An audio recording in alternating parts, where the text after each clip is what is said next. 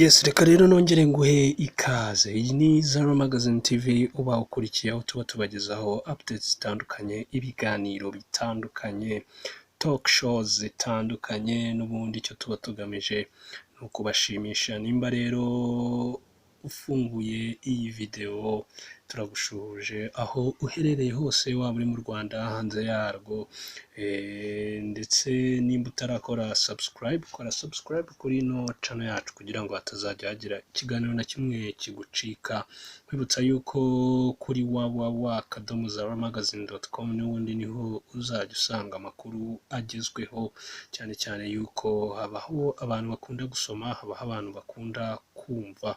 Niyo mpamvu amakuru tuba twanditse kuri zaramagazine.com ubundi turagaruka ahangaha tukayababwira kugira ngo wenda nk'aba badafite umwanya wo gusoma biborohere kuba n'ubundi mwamenya ibintu aho bigeze, mwamenya ibigezweho. Ngira ngo mu minsi ishize nibwo umuhanzi The Ben yasubiye muri Leta Zunze Ubumwe za Amerika. Hagiye havugwa ibintu byinshi bitandukanye, ko yaba yajyanye n'umukunzi we Pamela, ko baba bajyanye muri Amerika, bigenda bigarukwaho cyane n'abantu batandukanye. Ariko amashirakinyoma kuri ibi byavuzwe ni ayahe? Ni uko The Ben atajyanye na Pamela muri Amerika. The Ben yagiye wenyine muri Amerika. Ahantu haturutse inkuru z'uko The Ben ashobora kuba yarajyanye na Pamela muri Amerika ni ahangaha. Mbere y'uko The Ben yerekeza muri Leta Zunze Ubumwe za Amerika, Pamela hamwe n'inshuti ze babanje kwerekeza muri Kenya, i Mombasa. The Ben rero ubwo yahagurukaga mu Rwanda agiye muri Amerika, yaciye muri Kenya gusezera umukunzi we, ubundi ahita afata rutemikirere ahita yerekeza muri Amerika. Kubera rero yuko abantu bamubonanye na Pamela muri Kenya bari kumwe mbere yuko yerekeza muri Amerika, niho haturutse inkuru z'uko bashobora kuba barajyanye. Ariko igihari ni uko The Ben atajyanye na Pamela. Pamela kugeza ubu ngubu aracyari hariya muri Kenya, ni hari muri gahunda ze zitandukanye. Umuhungu The Ben nawe ubu ngubu yamaze kugera Chicago, aho asanzwe atuye muri Amerika. Nicyo kiriho. Gusa amakuru ahari ni uko uyu musore atazatinda muri Amerika, n'ubundi azahita agaruka mu Rwanda. Ngira ngo murabizi ko yasinye kontra na kampani zitandukanye zirimo na Tekno, n'ubundi imikoranire irakomeje.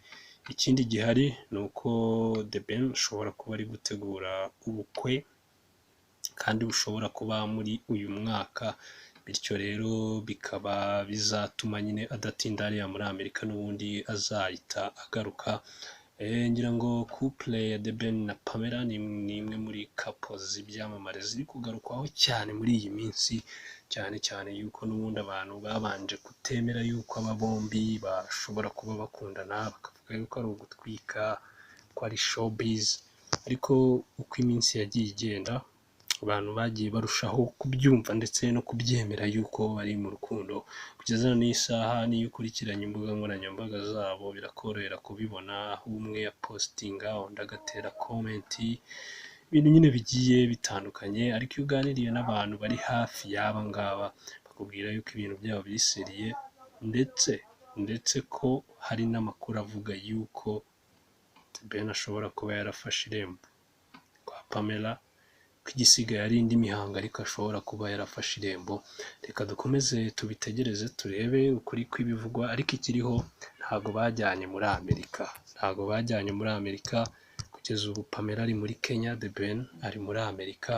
Ikiriho ni uko The Ben yamunyuzeho muri Kenya agiye kumusezera, ubundi akahita akomerezaho ajya muri Leta Zunze Ubumwe za Amerika.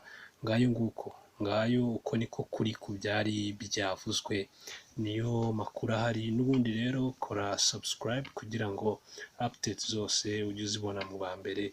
Wibuke no gukanda kuri iyo nzogera kugira ngo ibiganiro byacu bijye bikugeraho mu ba mbere. Icyiza cyo gukanda ku nzogera ni uko ikiganiro dushyizeho nawe uhita ubona notification, ubundi ibintu ukabibonera ku gihe, ukabimenyera ku gihe, hatagize na kimwe kigucika.